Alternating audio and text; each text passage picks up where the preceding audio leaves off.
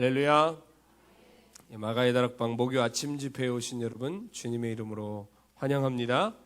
오늘 하나님 예비하신 귀한 은혜가 이 아침에 우리 모두에게 넘치리라 믿습니다. 늘 광고드리지만 우리 신천지 이 자리에 지금도 와 있습니다. 그러니까 여러분 오고 가시고 혹시 예배 후에 식사하실 일이 있고 그러시면 괜히 은혜 나누는 것 외에 다른 대화를 하시다가 영적으로 어려움 당하시는 일 없기를 간절히 축원드리고요. 또 오고 가실 때 차량을 가져오신 분들은 서행해 주셔서 어떤 이제 민원이나 어려운 일 겪지 않도록 도와주시기를 부탁드리겠습니다. 하나님 말씀 함께 보겠습니다. 마태복음 14장 22절부터 33절까지 함께 보겠습니다. 마태복음 14장 22절부터 33절까지 말씀입니다.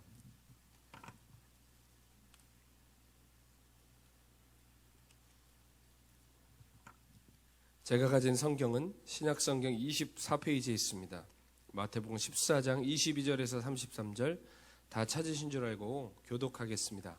제가 먼저 읽겠습니다. 예수께서 즉시 제자들을 재촉하사 자기가 무리를 보내는 동안에 배를 타고 앞서 건너편으로 가게 하시고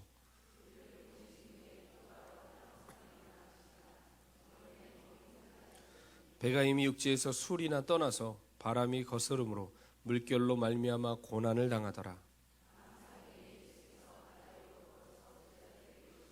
제자들이 그가 바다 위로 걸어오심을 보고 놀라 유령이라 하며 무서워하여 소리 지르거늘 베드로가 대답하여 이르되 주여 만일 주님이시거든 나를 명하사 물 위로 오라 하소서 하니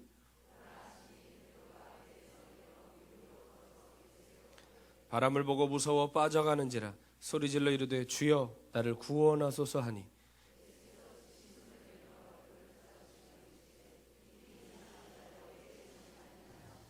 배에 함께 오름에 바람이 그치는지라 배에 있는 사람들이 예수께 절하며 이르되 진실로 하나님의 아들이로소이다 하더라. 아멘.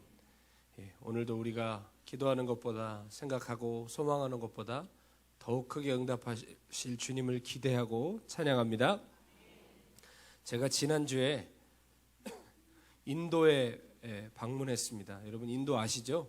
인도라는 나라에 갑작스럽게 박보여 목사님께서 파견을 하셔서 4박 5일의 짧은 일정 동안 정말 강행군을 하고 돌아왔습니다. 그곳에 이제 종교적인 목적으로 힌두교 사원에 창기로 팔리는 그 여자아이들이 있다고 하여서 그 아이들을 어떻게 구해올 수 있고 실상이 어떻고 또 도와준다면 어떻게 교회가 도와야 할지 그것을 이제 저희가 파악하기 위해서 몇 명의 목사님과 함께 저희가 인도에 가보게 됐습니다. 처음 가봤습니다. 여러분 아시다시피 인도는 우상 숭배의 나라죠.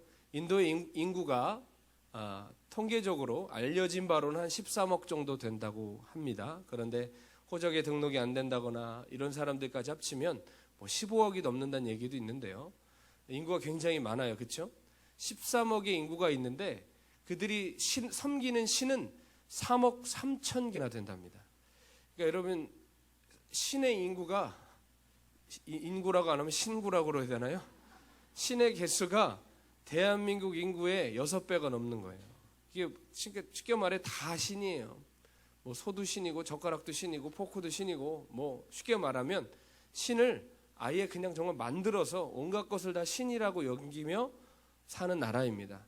정말 이름만 그런 것이 아니라 저희가 비행기를 타고 인도 수도에 내렸다가 또 지방에 저희가 가려는 곳까지 또 나라가 워낙 크냔 말입니다. 2시간 반 동안 또 지방 도시까지 비행기를 타고 갔다가 또 내려서 다음 도시까지 뭐 한 14시간 정도 차를 타고 막 이동을 하는데 시골길로 들로 산으로 이렇게 가는데요. 놀라운 건 산이나 들이나 다 우상 천지입니다. 아시다시피 이제 소도 우상으로 섬기잖아요. 소도요 길거리에 소가 누워 있어도 차는 그냥 소를 피해서 가야 됩니다. 그리고 밭에서 밭 매는 소도요 형광색으로 이렇게 칠해놨어요 몸에다가. 숭배의 의미죠. 숭배의 의미. 그리고 뿔도 막 멋지게 막 이렇게 황금 같은 걸로 막 감아놓고 온갖 장신구를 다 해놨습니다. 여러분 그걸로 지 애들 학비나 됐으면 얼마나 좋겠을까요? 근데 어쨌든 모든 것에 다 종교적인 의미가 담겨 있는 나라였습니다. 심지어는 아시죠? 인도 사람들은 가운데 여기 이렇게 점 찍고 다니는 거 아시죠? 이 힌두교 풍습으로 이게 뭐 제3의 눈이라고 하면서 여기 막 찍고 다니지 않습니까? 이렇게 뭐 화장부터 해서 옷차림부터 음식까지 종교적이지 않은 것이 하나도 없었습니다. 여러분, 우리는 이렇게 옷차림 보면 누가 불교인가 누가 기독교인가 아나요, 모르나요? 모르죠. 근데 거기 가면 누가 불교고요, 누가 기독교고, 누가 이슬람이고, 누가 또 시크교도고 다 알 수 있어요. 모든 삶의 영역에 종교적인 색채가 있더라고요. 그런데 놀라운 건 이렇게 암울하고 말도 안 돼 보이는 그 나라 속에서 복음이 들불처럼 번져가고 있다는 사실이었습니다. 그곳에 있는 사람들이 힌두교 신자였고 이슬람 신자였는데 복음을 받아들이고 회심하여서 그들이 이제 전도자가 되는 거예요. 자신이 속한 도시에서 마을에서 전도하기 시작하면서 교회가 세워지는데 우리가 생각하는 그런 교회가 아니에요. 십자가 걸어놓고 건물 지어놓은 그런 교회가 아니라 가정에서 교회가 시작이 됩니다. 마을마다 가정교회가 시작되고 거기서 뜨겁게 부흥의 불길들이 번져가는 것을 보았습니다. 근데 그 주축에 누가 있느냐, 그 부흥의 역사의 한가운데 누가 있느냐, 전도자들이 있고 목사들이 있어요. 근데 그 전도자들, 목사들이 흔히 우리가 받는 신학교육이나 성경교육을 제대로 받았나? 그렇지 않습니다. 아주 기초적인 것만 배웠지, 우리가 한국에서 흔히 목회를 해야 한다, 사역을 해야 한다라고 하면 갖춰야 될 그런 요건을 전혀 갖추지 못한 사람들이었습니다. 그런데 실제로 일어나는 역사는 초대교회에 일어나는 역사 같더라고요. 마지막 날 이제 짧은 일정이었지만 정말 강한 임팩트가 있었습니다. 막 설레는 마음으로 공항에 있었는데 이제 저희를 인도해 주셨던 선교사님이 이제 마지막으로 만나자고 해서 이제 나오셨습니다.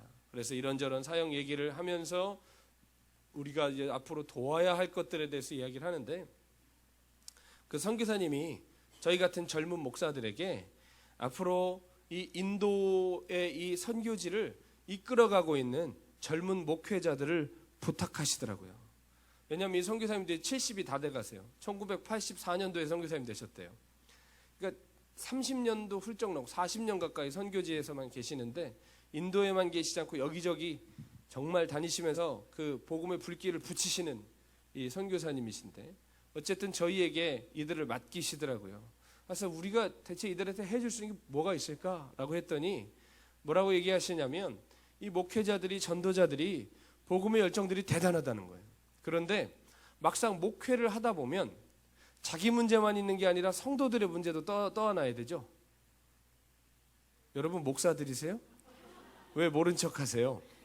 성도들의 문제도 떠안아야 되잖아요. 근데 성도들이 목사한테 올 때 좋은 소식 갖고 오나요? 무거운 소식 갖고 오나요? 좋은 소식은 거의 안 옵니다. 세상 짐 다 갖다 맡겨요. 뭐 전화를 하든 상담을 하든 그런 어떤 개인의 문제를 떠나서 이 목회적인 현장 속에서 이 전도자들이, 전도는 뜨겁게 하는데 이 교회라는 게 전도만 한다고 세워지는 게 아니잖아요. 이 모여진 이제 성도들의 공동체를 어떻게 하면 그리스도의 장성한 분량에 이르게 할 것인가가 늘 목회자들의 고민인데, 말씀의 기초가 얕으니까 어려운 일이 생기면 이 목사들이 예전에 믿던 힌두교적인 사고방식이 나온대요. 그러니까 뭐 힌두교적인 사고방식이라고 해서 우상단지로 간다는 게 아니라 어떤 종교든 그 종교가 사람 안에 형성하는 세계관이 있어요.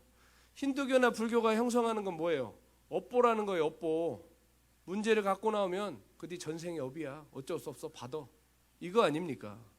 그런데 기독교는 그게 있나요? 고난 속에 하나님의 섭리가 있다. 그 고난에 이게 힘을 주신다. 이것을 통해 너를 성장시키신다. 이걸 돌파했을 때 하나님의 다음 부르심이 있다. 완전히 다른 세계관을 가지고 있어요. 그렇죠? 근데 이 사람들이 말씀의 깊이가 없으니까 힌두교적인 사고가 툭 튀어나온다는 거예요. 또 목회적인 경험들이 없기 때문에 어떻게 교회를 이끌어 나가야 되고 성도를 이끌어 나가야 되는지를 모른다는 거예요. 그러면서 한국 목회자들이 와서 성경을 가르치고 목회를 가르쳐주면 참 좋겠다고 하시더라고요. 그 얘기를 듣는 젊은 목사로서 마음이 뜨거울까요? 미적지근할까요? 뜨겁죠. 한국 목회 관두고 여기 나올까? 그런 생각하고 싶을 정도로, 왜냐하면 막 초대교회 같은 역사가 일어나고 있으니까 그 현장에 누구나 있고 싶지 않겠습니까? 여러분, 그런 마음이 들 정도로 마음이 뜨거웠는데 동시에 가만히 제 삶을 돌아보게 되더라고요. 그리고 목사의 삶에 대해서 생각해 보게 되더라고요. 성경적인 세계관이었고 성경적 기초가 없어 자꾸 힌두교적인 사고로 돌아가는 이들을 가르쳐달라고 선교사님이 얘기를 하시는데, 저 스스로는 그럼 나는 성경적 삶을 사는가? 나는 내가 교회는 이래야 한다라는 목회 정신이 분명히, 목회 철학이 저에게도 있지만 나는 정말 내가 가진 목회 철학대로 목회를 하고 있는가? 라고 저 스스로에게 물어봤을 때 아직 미완성이다라는 것이죠. 저도 과정 중에 있고 저도 분투 중에 있다는 것이죠. 저에게 목회가 뭔 것 같냐라고 물어보면 저는 말은 잘할 수 있어요. 그런데 제 목회 정신이 진짜 어떠냐 하는 것은 제 입에서 드러날까요? 제 목회 현장에서 드러날까요? 현장에서 드러나는 거거든요. 그러니까 이게 말로 가르쳐서 되는 게 아님을 알기 때문에 뜨거웠던 마음이 정돈이 되더라고요. 물론 이 세상에 뭔가 됐기 때문에 가서 가르칠 수 있는 사람이 몇이나 되겠습니까? 다 불완전하고 부족하지만 가서 가르치고 섬기는 것이지요. 그러나 어찌됐든지 제 삶을 그 뜨거운 열정 속에 그냥 속아서 끌려가는 게 아니라 네 삶은 어떠하냐라는 질문을 저 스스로에게 던져봤다는 겁니다. 여러분, 한번 생각해 보겠습니다. 한국에서 지금 믿고 있는, 오늘 이 아침에 목요일 날, 어떻게 보면 다른 교회는 목요일 날 아무 행사가 없어요. 그렇죠? 이 목요일 아침에 불이 나게 아침부터 아침 챙겨 드시고 전철 타고 차 타고 온갖 수단과 방법을 가리지 않고 이곳에 와 있는 여러분은 인도의 성도들보다 성숙하신가요? 신학 공부하고 또 저처럼 목회하고 있는 목회자들은 아프리카 성도들보다 더 성경적인 가치관을 갖고 살고 있을까요? 저 스스로에게 물어봤습니다. 꼭 그렇지만은 않더라는 거죠. 그들보다 우리가 뭔가를 더 알고 있을 수는 있어요. 그들보다 우리가 더 많은 것을 경험했을 수는 있겠지만 더 알고 더 경험했다는 것이 우리를 그 삶으로 지금 인도해 주고 있다는 것과는 별개의 문제더라 이 말입니다. 여러분, 우리의 진짜 가치관은 언제 어디서 드러납니까? 말에서 드러나지 않고 삶에서 드러납니다. 아주 지겹게 들으시잖아요. 알잖아요. 그렇죠? 그런데 삶 중에서도 어떤 삶의 현장에서 드러날까요? 정신 차리고 점잔 떠는 삶의 현장에서는 우리의 진가를 못 봐요. 그렇죠? 여기 오시다가 남편이랑 차에서 티격태격 싸우다가도 문 열고 교회에서 내리면 할렐루야 하고 내리시잖아요. 점잔 떠는 현장에서는 우리가 우리의 삶을 못 봐요. 교회에서 뭐 장 맡고 리더하고 뭐 속회 모임, 순 모임, 구역 모임 할 때는 나를 못 본단 말이에요. 언제 우리 진짜 진가가 드러나느냐? 갑작스럽게 우리의 삶에 닥치는 어려운 일들, 혹은 나의 유익에 관련된 일들, 예를 들어 뭐 금전적이든 관계적이든 정치적이든 유익을 주는 상황이 딱 닥쳤을 때 내 속에 있는, 진짜 속에 있는 진짜 가치관이 드러나더라는 거예요. 어제 박보영 목사님께서 저에게 사진 하나를 보내주셨는데 누구에게 받으신 것 같아요. 뭐냐 봤더니 저 북한에 저 김정은이 동생 김여정 있지 않습니까? 김여정이가 문재인 대통령이랑 악수하는 것과 시진핑이랑 악수하는 태도가 나온 비교 사진이었는데, 문재인 대통령과 악수할 때는 탁 서가지고 이렇게 하더라고요. 근데 시진핑이랑 악수할 때는 저 쥐새끼 같으니라고 할 정도로 쌩글쌩글 웃으면서 90도로 꺾여서 이것도 아니고 요거 있잖아요. 아부 악수 이렇게 하고 있는 것들을 봤습니다. 여러분, 그 사진 한 장만 봐도 야, 얘가 누굴 무서워하는구나, 얘네는 누구를 의지하고 있구나, 누구를 실세라고 생각하는구나라는 것을 우리가 알 수 있죠. 자기 유익과 관련된 문제 앞에서 굽신굽신하고 다른 태도를 보이더라는 거예요. 여러분, 이처럼 우리가 삶의 중요한 상황 속에 보여주는 태도는 우리 내면의 깊숙한 것, 지금 실제로 우리의 삶을 이끌어가는 중심 가치가 무엇인지 그대로 드러내준다는 것입니다. 여러분, 대단한 예화를 들 것 없습니다. 여러분, 속상하고 거북한 얘기지만 저 얘기해야 됩니다. 목사가 이런 얘기 안 하면 누가 하겠습니까? 여러분, 예를 들어 여기서 차 갖고 오신 분들 많을 텐데 운전하시다가 접촉사고 날 수 있습니까? 없습니까? 접촉사고 났습니다. 차가 긁혔습니다. 그런데 다행인 것은 사람이 안 다치면 다행이에요. 그렇죠? 그런데 우리는 어떻게 하죠? 나 안 다쳤는데 입원해요. 들어 누워요. 왜요? 보험금 받아내야 되거든요.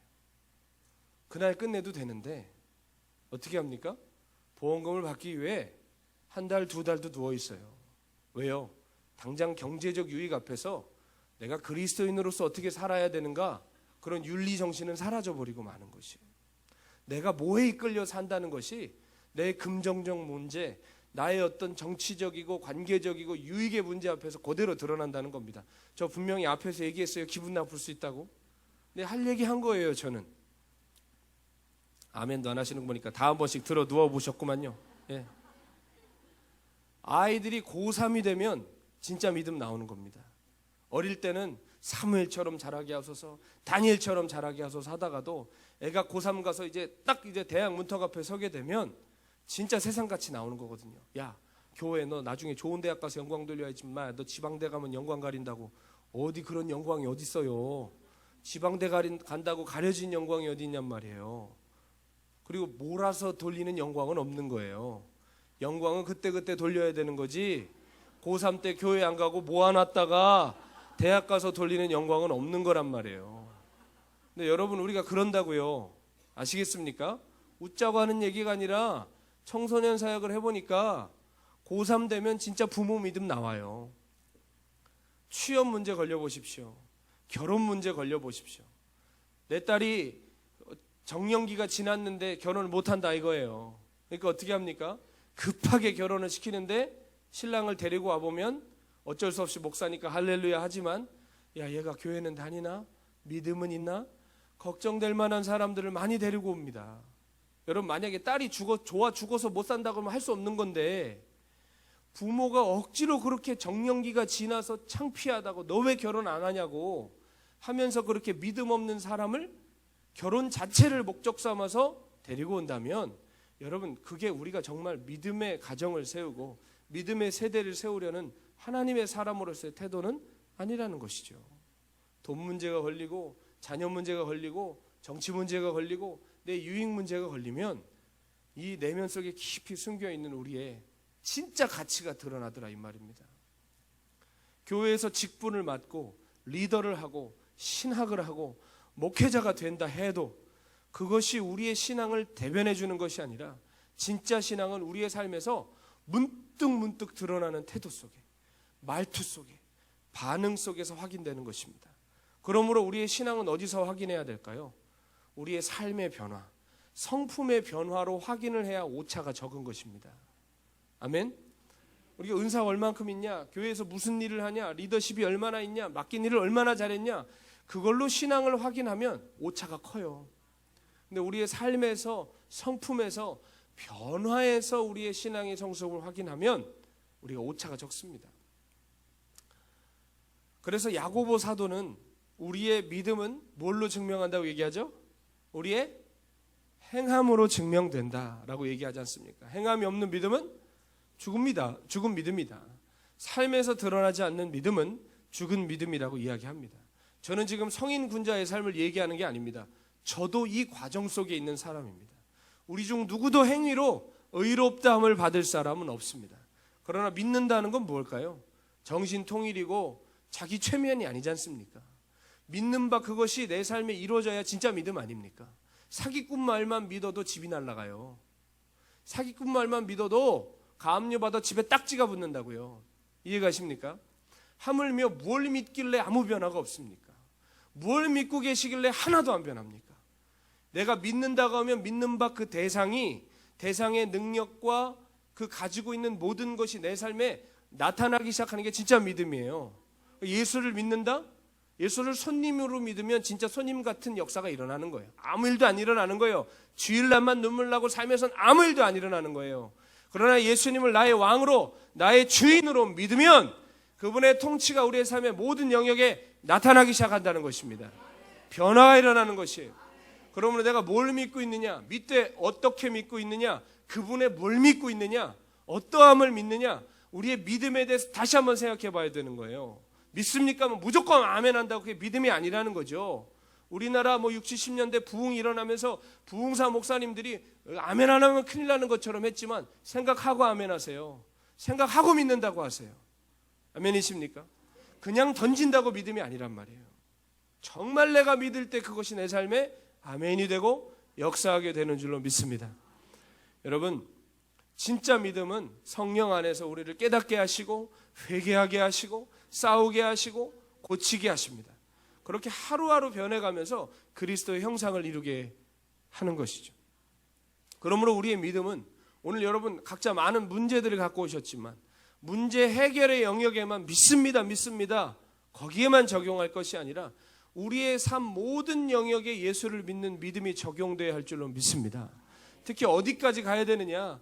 우리의 삶에 문득문득 우리 앞에 다가오는 상황들 속에 우리의 결정들에 영향을 미치는 그 가치관 속에서도 우리의 믿음의 역사가 일어나야 하는 것입니다. 그런데 믿을 때 어떻게 믿어야 될까요? 따라합시다. 끝까지 믿어야 한다. 아멘. 우리의 믿음이 항상 역사에 이르지 못하는 것은 끝까지 믿지 않기 때문일 경우가 많습니다. 여러분, 진짜 구원받는 믿음, 구원에 이르는 믿음이 세 가지 조건이 필요해요.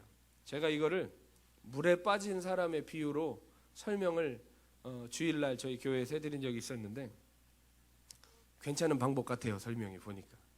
보세요. 물에 우리가 퐁당 빠졌습니다. 근데 여러분, 사람이 물에 빠지면 한 번에 안 죽어요. 사람이, 제가 인명 구조하시는 분한테 물어보니까 머리가 세 번 나온답니다. 3번. 퐁당 빠지면 한 번 나온대요. 그러다가 할 때 물이 쑥 들어간대요. 폐에 물이 차기 시작하는데 폐에 대부분 3번에서 4번 정도 물이 차면 사람은 이제 가라앉는 거래요. 여러분, 우리가 물에 뜨는 이유는 이 폐가 풍선 같은 역할을 해주기 때문이잖아요. 근데 물이 차면 가라앉는 건데, 그러니까 한번 푹 나왔을 때 3분의 1 물 쭉 먹고, 푹 나왔을 때 먹고, 3번째 나왔을 때 다 먹고 쑥 가라앉는 거래요. 너무 무섭나요? 자, 근데 한번 생각해 보겠습니다. 우리가 3번째 나왔어요. 그럼 물을 몇 번 먹은 거예요? 2번 먹은 거죠.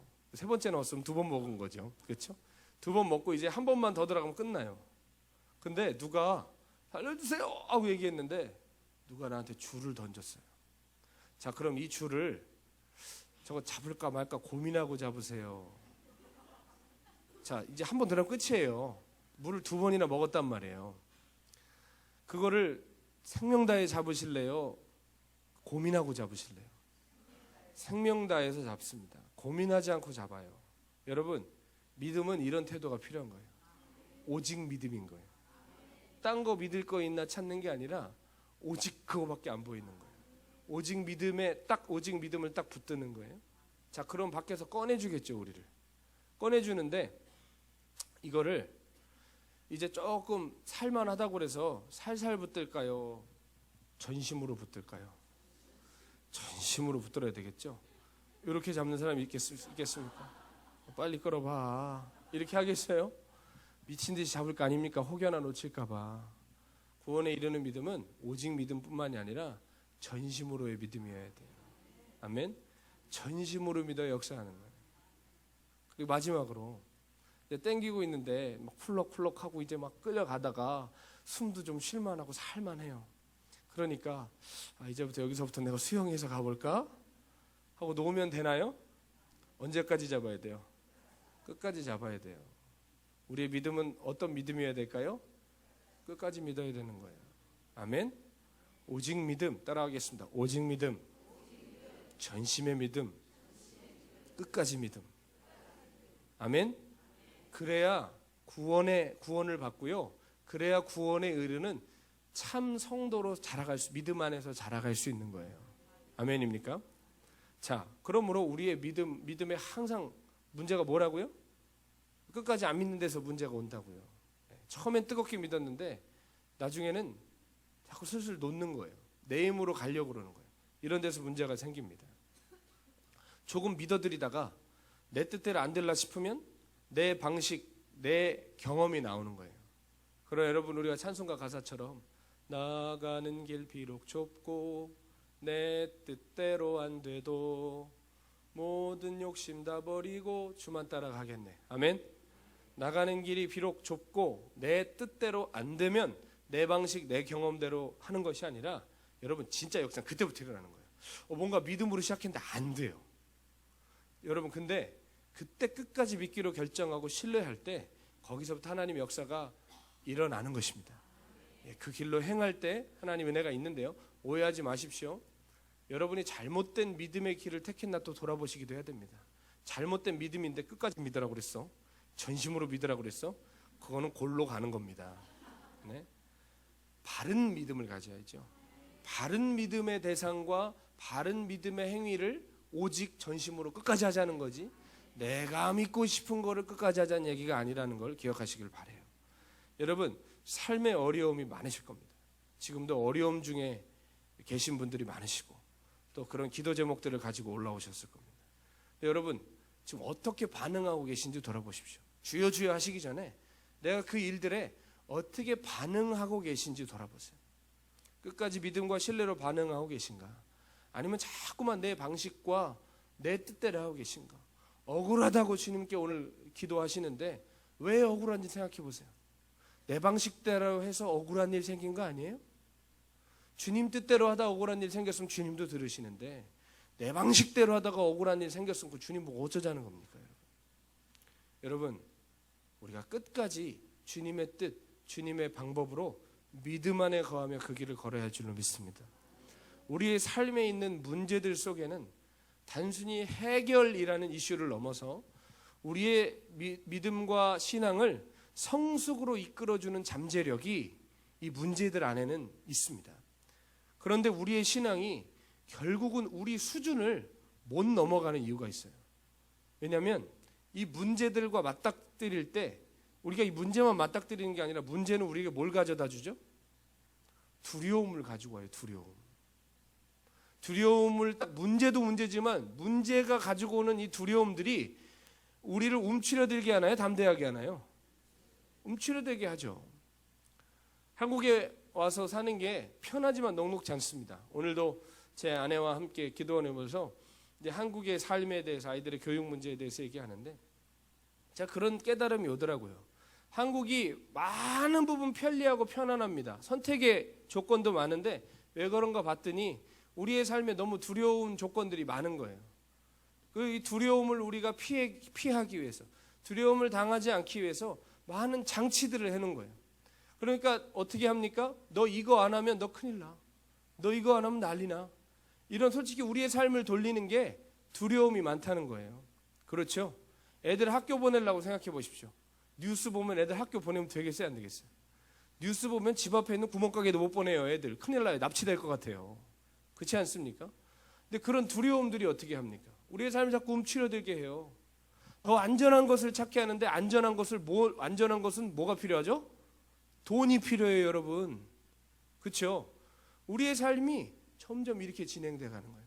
여러분, 이 시대에 시장이 어떻게 형성되는지 보십시오. 사람의 삶에 두려움을 형성해요. 이거 안 하면 안 된다고. 당신 이 정도 안 하면 안 된다고. 이렇게 살지 않으면 안 된다고 두려움을 형성해서 사람들의 주머니를 여는 시대예요.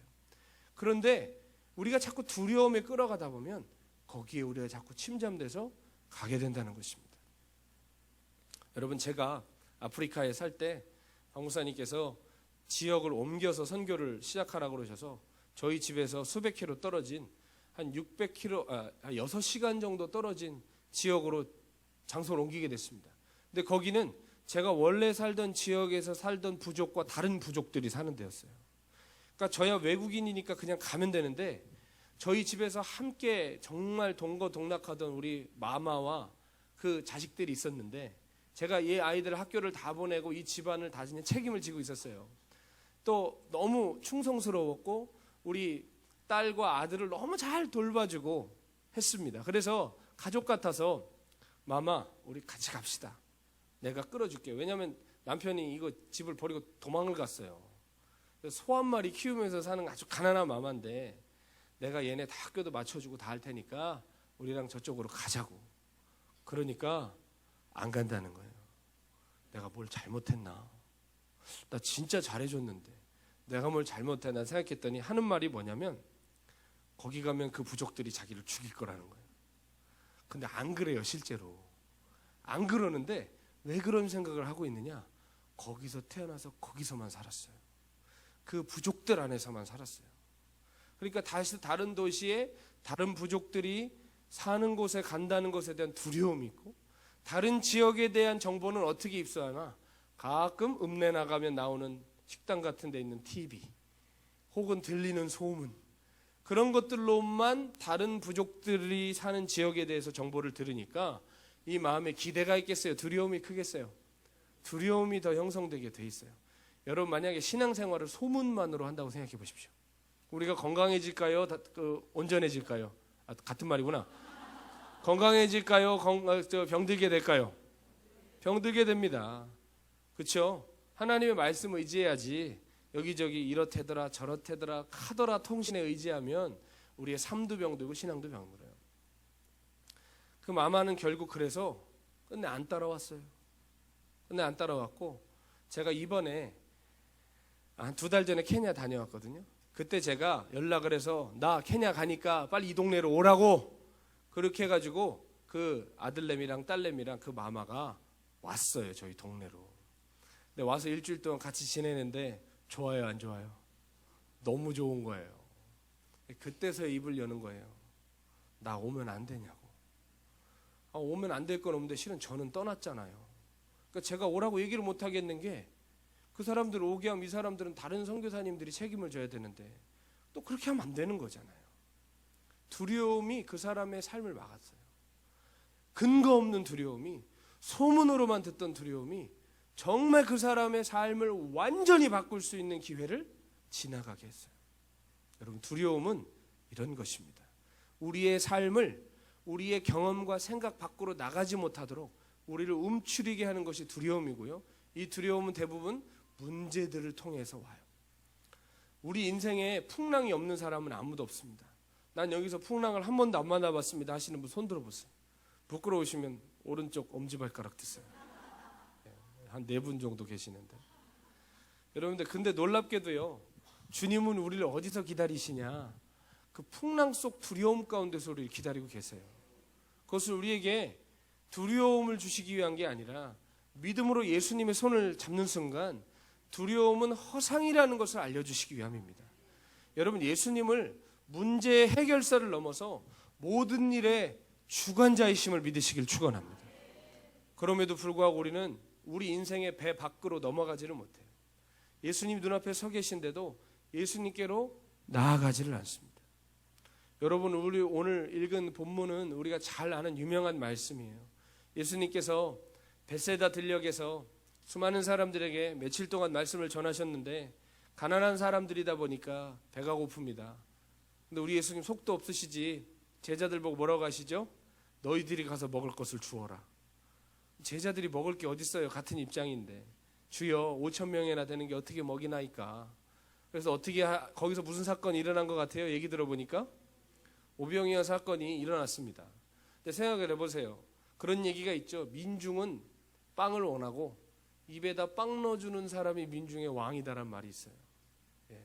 가끔 제가 예화를 들지만 아무리 여러분 보수인 것 같지만, 예? 진보당이 여러분 집을 크게 줘주고 자식 잘 되게 해준다고 생각해 보십시오. 여러분 하루아침에 촛불 들고 광화문 나가실 겁니다. 저 그런 사람 많이 봤어요. 촛불 들고 나가다가도요, 어느 날 갑자기 보수파한테 이득을 얻으면 태극기 들고 또 나가요. 그게 사람이에요. 어떻게 그래가 아니라 우리가 그래요. 우리가 그런 사람들이에요. 내 입에 누가 빵 넣어주느냐가 내 주인이에요. 여러분, 그 배고픈 그 들녘에서 보리떡 5개와 물고기 2마리로 기적을 일으키시고 그들의 배를 배불리셨으니 민중들이 예수님이 뭐가 되기를 원했을까요? 왕 되기를 원했고 실제로 왕 삼으려고 하더라. 요한복음은 자세하게 얘기를 해요. 그런데 예수님이 놀라운 일을 하십니다. 이 백성들을, 이 망분에 있는 백성들을 흩으세요. 흩으시고 뭐라고 하시냐면 제자들 보고 너희들은 배 타고 저 호수 건너편에 먼저 가 있어라 하고 제자들도 보내고, 왜냐? 솔직히 그거 분위기를 제일 탈 사람들이 제자들이에요. 왜냐면 제자들도 예수님 왕 만들고 싶었거든요. 제자들을 배 태워서 보내시고 백성들을 흩으신 다음에 오늘 성경도 얘기하지만 예수님은 어디로 가세요? 홀로 산에 가서 기도하시더라. 아멘. 홀로 산에 가서 기도하시고 제자들은 노를 저어서 갈릴리 호수 반대편으로 가고 있었던 그런 시점이었습니다. 그런데 성경이 뭐라고 얘기하죠?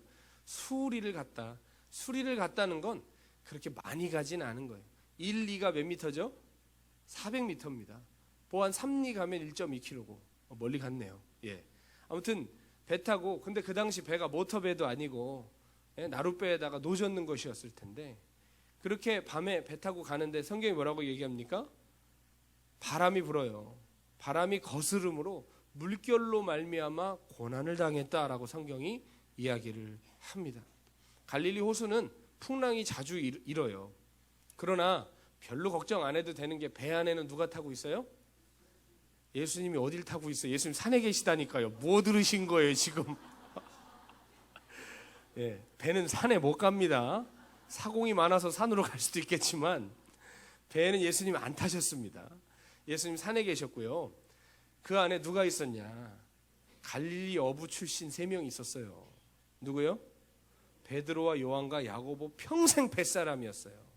그러니까 그 풍랑을 알아요, 몰라요? 알죠. 그때 어떻게 하면 되는지 알아요, 몰라요? 안단 말이에요. 그러니까 실은 보니까 배가 뒤집혀 죽을 만한 일은 아니었을 수도 있어요. 만약에 그냥 아무것도 모르는 서생들이 탔으면 큰일 났겠지만 3분의 1이 그 안에서 4분의 1이 뱃사람들이었단 말이에요. 그러나 아무리 뱃사람들이어도 고생은 고생입니다. 어부들이 탔다고 풍랑이 잠잠해지는 건 아니에요. 다만 위험을 이겨낼 수 있는 가능성이 높아질 뿐이죠. 고난이 다가올 때 아무도 쉬운 사람 없어요. 나는 환난 풍파 산전수전 다 겪어서 어떤 고난이 와도 이제 아무 문제 없어. 그런 사람 있습니까? 없어요. 여러분, 어떤 TV에 개그맨이라고 해야 되나? 어떤 유명한 젊은 친구가 되게 재밌는 얘기를 했어요. 우리가 가끔 힘들고 어려울 때 누가 와서 야, 뭘 그게 힘들어, 나는 너보다 더 했어 라고 얘기하는 사람 있죠. 그럼 위로가 돼요? 짜증나요? 짜증나죠. 그 친구가 뭐라고 했냐면, 네가 나보다 더 힘들었다고 해서 내가 덜 힘든 건 아니다. 맞는 얘기더라고요. 제가 얼마나 웃었는지 몰라요. 네가 나보다 더 힘들었다고 해서 내가 안 힘든 건 아니라는 거예요. 내 삶은 내게 제일 힘든 거예요. 그렇지 않습니까? 옆 사람 팔 잘린 거보다 내 손톱 밑에 가시가 더 힘든 거예요. 사람은 그래요. 내게 제일 힘든 거란 말이에요. 아무리 고난을 많이 겪었어도 당장 다가오는 고난은 힘든 거예요. 풍랑으로 제자들이 고난을 당하던 그 시각, 밤을 새워서 기도하시던 예수님께서 밤 사경쯤에, 밤 사경이라는 건 새벽 동틀 때쯤이라는 얘기예요. 동틀 무렵에 무리를 걸어서, 항상 그러셨던 것처럼 무리를 걸으셔서 그 풍랑 중에 고난을 당하는 제자들에게 오셨습니다. 근데 여러분, 이게 깜깜한 밤이면 아무것도 안 보이겠는데요, 이게 이제 동틀 때쯤이니까 이게 뭐가 보여요. 그때 막 풍랑 속에 막 헤매고 있는데 뭐가 옆에 서 있는데, 배 안에 서 있는 게 아니라 배 밖에 서 있어요. 그럼 이게 두렵겠어요, 안 두렵겠어요? 예, 두렵죠. 진짜 깜짝 놀랍니다. 26절에 보면 얼마나 놀랐는지, 제자들이 그가 바다 위로 걸어오심을 보고 놀라 유령이라 하며 무서워하며 뭐까지 질렀대요? 소리까지 질렀대요. 엄마 깜짝이야 그런 거예요. 유령이야 하면 안 무서운데 귀신이야 하면 더 무섭잖아요. 우리는 정서상, 그렇죠? 우리식으로 말하면 귀신이다 하면서 막 난리가 나는 거예요. 그런데 다행인 것이 동틀 때쯤이었기 때문에.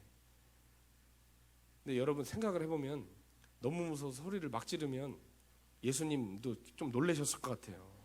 성경에 보면 나다, 안심하니 두려워 말라. 뒷말이 없어진 것 같아요. 소리 그만 질러라.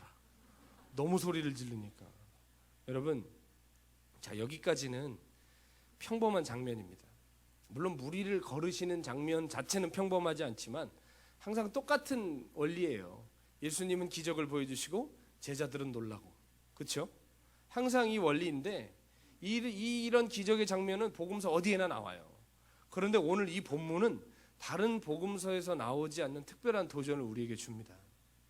예수님께서 다가오셔서 소리 지르고 놀라하는 제자들에게 안심하라, 난이 두려워하지 말라라고 하신 말씀에 베드로가 뭐라고 대답합니까? 우리 읽어볼까요? 28절에 시작. 베드로가 대답하여 이르되 주여, 만일 주님이시거든. 앞을 보십시오. 다른 복음서에 기록된 어떤 기적들에도 있지 않았던 특별한 사건이 오늘 나오는데 무엇입니까? 나를, 정말 예수님이시거든. 나를 명하사 무리로 오게 하소서. 이거 진짜 보통 얘기가 아니잖아요. 일상적이고 우리가 생각하는 상식적인 대답은 뭘까요? 만약 예수님이시거든 풍랑을 잠잠하게 해주세요. 만약 예수님이시거든 더 가까이 배에 올라오셔서 우리에게 보여주세요. 이게 우리가 생각할 수 있는 대답 아닐까요? 별로 생각을 안 하시고 사시는 것 같은데. 자, 그렇죠? 그런데 베드로는 누구도 물어볼 거라고 생각하지 못한 물음을 던진 거예요. 그런데 마치 기다리셨던 것처럼 예수님 뭐라고 말씀하세요? 오라. 오라고 하세요. 그때 베드로가 오라 했는데 베드로가 장난이었는데? 그건 좀 무리인데? 라고 했다면 예수님이시면 나를 무리로 오게 하소서라고 말했던 그 질문은 진심인가요? 아니면 객기인가요? 진심이 아니에요. 그렇죠? 진심이 아니었던 거예요. 그러나 베드로는 어떻게 해요?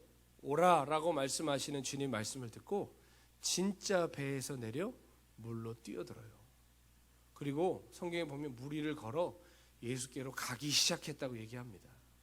여러분, 풍랑 속에서 진짜 믿음의 성장은 언제 일어나느냐? 풍랑이 잠잠해져 일어나는 게 아니라 배 밖에서 예수님 만날 때, 그때 진짜 남들이 알지 못하는 비밀스러운 은혜가 우리 안에 있는 것입니다. 베드로가 왜 예수님의 수제자가 된 줄 아세요? 복음서에 보면 유난히 많이 나오는 얘기가 누구 얘기예요? 베드로 얘기가 유난히 많이 나와요. 왜일까요? 베드로는 자꾸 자기 배 밖으로 나갔어요. 이 배 말고요. 자기가 타고 있는 배, 이거 뭘 상징해요? 풍랑 속에 이거 떠나면 죽는 거 아니에요. 내 안정감, 내 삶의 터전, 내가 믿고 있는 거, 내가 의지하는 거, 유일한 그것을 베드로는 떠나더라는 거예요. 그것을 넘어가더라는 거예요. 그래서 남들이 경험할 수 없는 은혜, 남들은 모르는 깊은 사연을 주님과 많이 가질 수 있었던 거예요. 여러분, 우리 믿음이 언제 성장합니까? 모든 이들이 고난에 침잠될 때 그 고난 속에서 주님을 볼 줄 아는 사람은 고난 속에도 성장합니다. 모든 사람이 화낼 만한 상황인데 그 속에서 나를 훈련시키시는 주님의 손을 볼 줄 안다면 그 사람은 그 억울한 상황 속에서 성장하게 되는 것입니다. 다른 사람들은 다 포기할 만한 상황인데 그 속에서 주님의 손길을 보는 사람은 예수님을 닮아가게 될 것입니다. 거기서 우리의 신앙이 자라고 우리의 믿음이 단단해지는 것입니다. 그 풍랑 속에서 남들은 경험하지 못하는 주님을 만나게 되는 것이죠. 그런데 문제가 생겼습니다. 믿음의 발걸음을 탁 내드렸더니 진짜 바다 위를 걷고 있는 거예요. 여러분 얼마나 놀라워요. 그렇죠? 본인도 놀랐을 거예요. 본인도. 그런데 상황이 녹록치 않아요. 주님을 바라보고 걷는데 풍랑을 보니 곧 성경이 뭐래요? 풍랑을 보고 30절에 바람을 보고 무서워 빠져가는지라 소리를 질러 이르되 주여 나를 구원하소서 하니. 여러분, 처음부터 말한 우리의 신앙의 모습이에요. 믿음으로 발걸음을 내딛었는데 막상 환경이 녹록치 않으면 두려움이 치고 올라와요. 그러면 예수님이 아니라 자꾸 상황이 보이고 환경이 보여요. 그럼 어떻게 될까요?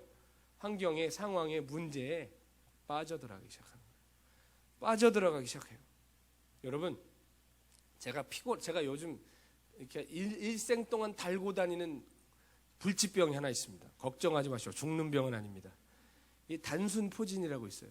저는 이게 되게 잘 나거든요. 조금만 피곤하면 여기가 입이 이렇게 부르터요. 이게 단순 포진 바이러스가 나중에 커지면 대상 포진이 되고 그렇게 하는 거래요. 몸에 숨어 있다가. 제가 의사가 아니니까 혹시 틀렸으면 용서해 주시기 바랍니다. 단순 포진이라는 게 이렇게 입 옆에 자주 나는데 이 단순 포진의 원리가 뭐냐면 얘가 사람 몸속에 기생하는 거래요. 전 인류의 한 3분의 1 정도가 있대요. 이게. 그거 혹시 있으신 분 있으시죠? 예, 이따가 잠깐 모임 갖겠습니다. 예.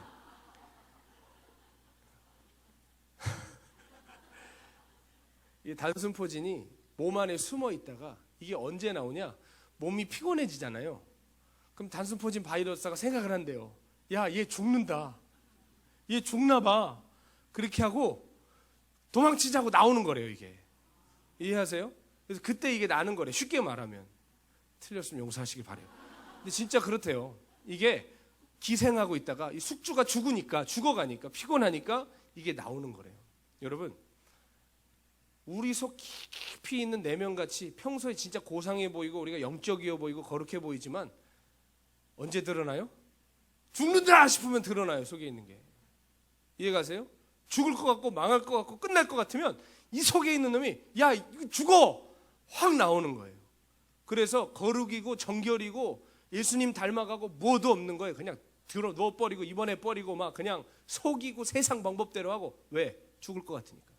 혹은 이때가 기회라 싶으니까. 진짜 죽을 것 같고 망할라 싶으면 내가 의지하는 것이 튀어나오는 겁니다.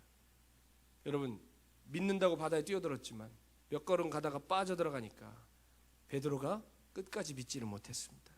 전심으로 믿지를 못했습니다. 여러분, 근데 여기서 끝나면 상관이 없는데 진짜 여러분에게 도전하고 싶은 영적인 원리가 이제부터 나옵니다. 여러분, 베드로가 빠져들어가고 있는데요. 퀴즈. 베드로가 수영을 잘했을까요? 못했을까요? 어떻게 하세요? 어부니까? 근데 어부 중에도 수영 못하는 사람이 있거든요. 어부 중에도 수영 못하는 사람이 있어요. 베드로는 수영을 잘했냐 못했냐는 질문에 잘했다는 대답을 할 수 있는 이유는 요한복음 21장에 보면 나와요. 그거 찾지 마세요. 나온다면 나온 줄 아세요. 왜 의심하느냐? 믿음이 적은 자들아. 21장에 나와요. 예수님께서 갈릴리 호숫가에 갈릴리로 내빼서 그물질하던 제자들 찾아가시잖아요. 그때 많이 잡았냐? 못 잡았습니다. 깊은 데 던져라. 던지니까 많이 잡으니까 상황이 3년 전이랑 똑같거든요. 그러니까 요한이 뭐라고 그래요? 형, 저거 예수님이야. 그러니까 베드로가 노를 젓는 게 아니라 갑자기 겉옷을 벗더니 바다로 뛰어들어서 헤엄쳐서 예수님께 가는데 거리가 50간쯤이나 되더라라고 써 있었어요. 50간은 우리식으로 계산하면 91m예요. 100m 가까이를 수영해서 간 거예요. 그걸 성경에 보면 배가 뒤따라와요. 배보다 더 빨리 가요. 여러분, 베드로 수영 진짜 잘했어요. 자, 그러면 바다에 퐁덩 빠졌을 때 에이 죽을 뻔했네 하고 수영하고 배로 갈 수 있었어요, 없었어요? 생각을 해보세요. 풍덩 빠졌을 때 걸어오라고 해서 걸어갔더니 죽을 뻔했네 하고 그냥 어프어프 수영하고 배로 자기가 갈 수 있었음에도 불구하고 베드로가 오늘 어떻게 하죠? 주님을 불러요. 주여, 나를 구원해 주세요. 나를 붙들어 주세요. 베드로가 주님을 부른단 말이에요. 여러분, 내가 할 수 있어요. 내가 헤엄치고 내 힘으로 다시 내 안정권 속으로 들어올 수 있는데 그는 어떻게 했습니까? 주님을 불렀어요. 잠시 믿음이 흐트러지고 잠시 두려워서 빠져갔지만 그의 초점은 여전히 주님을 향해 있었어요. 무서우면 사람이 본능대로 행해요. 속에 있는 대로 행동해요. 헤엄 막 칠 수 있어요. 에이 죽을 뻔했네. 원망하고 불평할 수 있어요. 그러나 믿음이 무엇입니까? 두려움 속에서도 주님을 부를 줄 아는 거예요. 빠져가면서도 주님을 찾는 거예요. 왜냐하면 주님의 손이 나를 붙들어 주시기를 기다리기 때문입니다. 여러분, 믿음이라는 건 무엇이냐? 빠져들어가는 상황에서 끝까지 내가 주님께 가겠다는 태도를 견지하는 것이에요. 물이 목밑까지 차고 들어와도 나 끝까지 이 믿음의 걸음을 행하겠다고 주님을 부르는 것이 결국은 역사하는 믿음이 되는 줄로 믿습니다. 우리가 정작 중요한 시기에 믿음의 역사를 보지 못하는 이유가 무엇입니까? 빠져들어갈 때 내 힘으로 하려고 하기 때문입니다. 힘 있는 사람 찾아가고 권위자 찾아가고 돈으로 하려고 그러고 세상 방법대로 하려고 그러고 끝까지 믿지 않기 때문에 아무 역사도 우리의 삶에 일어나지 않는다는 것이죠. 여러분, 우리는 주님을 믿어드리되 끝까지 믿어드려야 합니다. 주님이 날 붙들어주지 않으시면 여기서 이대로 끝내겠다는 자기 포기가 있어야 결국 주님의 역사를 경험하는 것 아니겠습니까? 아브라함이 이삭 바치려고 제단에 이삭 올려놓고, 여러분 성경에 보면 히브리서 12장에 보면 뭐라고 나와요? 믿음으로 그렇게 했다고 그랬어요. 누굴 믿어요? 하나님을 믿음으로 제단에 올려놨는데 칼 딱 들고 위를 딱 쳐다보더니 진짜 찔러요? 이렇게 했을까요? 아브라함은 밑에 끝까지 믿었어요. 진짜 찌르려고 했어요. 아멘? 노아는 홍수에 대해서 주님께 말씀을 듣고 배를 짓는데 120년을 지었어요. 그 중간에 얼마든지 포기할 수 있는 시간이었기 때문에 실제로 바짝바짝 타들어가는 그 중문동의 땅덩어리를 볼 때 홍수로 세상 멸망할 것 같지 않았을 거예요. 그의 마음 여러 번 흔들렸을 거예요. 그러나 그는 믿되 끝까지 믿었어요. 아멘. 끝까지 믿는 그 믿음이 결국 우리의 삶에 하나님의 역사를 가져온다는 것입니다. 그날 풍랑이 있는 갈릴리 바닷가에서 12명의 제자가 배 위에 타고 있었지만 그날 특별한 은혜를 입고 특별한 믿음의 성장을 경험했던 사람 한 명밖에 없었어요. 누굴까요? 베드로입니다. 아멘. 여러분 똑같이 교회 다니고 같은 말씀 듣고 같은 기도원 다니지만 같은 거 듣고 같은 밥 먹는다고 같은 믿음 안에 있는 거 아닙니다. 내 배 밖으로 나갈 수 있는 믿음, 나의 지경 밖으로 주님을 향하여 달려갈 수 있는 그 은혜가 우리의 삶을 특별한 은혜의 삶으로 이끌어간다는 것입니다. 물론 주님은 오늘 베드로의 손을 잡아주시는데 이게 은혜가 되더라고요. 베드로가 부르니까 주님이 야, 이 믿음 없는 자야, 너 2번만 들어갔다 나와. 2번 정도 물 먹어야 돼. 주님이 그러시지 않으시고 성경에 뭐라고 얘기하십니까? 31절에 예수께서 즉시 손을 내밀어 그를 붙드셨다. 아멘. 주님은 그러면서 얘기하시죠. 이 믿음이 작은 자요, 왜 의심하였느냐. 이게 막 혼내시는 것처럼 들리세요? 좀 안타까우셨던 것 같아요. 야, 끝까지 왔으면 얼마나 좋았니. 이 믿음이 작았구나. 왜 의심했니? 여러분, 주님은 우리가 믿음의 걸음을 걷다가 빠져들어갈 때, 그러나 빠져들어갈 때 내 힘으로 하려 하지 않고 주님을 끝까지 바라보며 주여 나를 붙들어 주세요. 주님 내게 힘을 주세요. 주님이 필요합니다. 간절히 기도할 때 어떻게 하실까요? 너 믿음이 왜 이렇게 없냐 하실까요? 즉시 손을 내밀어 우리를 붙들어 주십니다. 여러분, 배 위에서 주님의 손을 잡을 수 있지만 누가 풍랑이 있는 배 밖에서 주님의 손을 잡을 수 있겠습니까? 믿음의 걸음을 걸어본 사람만 경험하게 되는 것입니다. 우리 믿음도 베드로처럼 늘 흔들림을 경험해요. 빠져들어갈 때 있어요. 저도 오늘 물이 여기까지 차서 왔어요. 설교하러 왔지만 저도 빠져들어가면서 왔어요. 저 되게 쉽지 않은 하루하루가 요즘 있습니다. 이 몸에 맞지 않는 옷을 입고 사는 것 같은 이런 영적인 부담감, 그리고 새롭게 시작돼야 되는 교회에 대한 정말 큰 영적인 무게들이 하루하루 정말 제 삶을 고단하게 합니다. 감사하지만 동시에 가끔 막 숨이 턱턱 막힐 만큼 그 어려움들이 있습니다.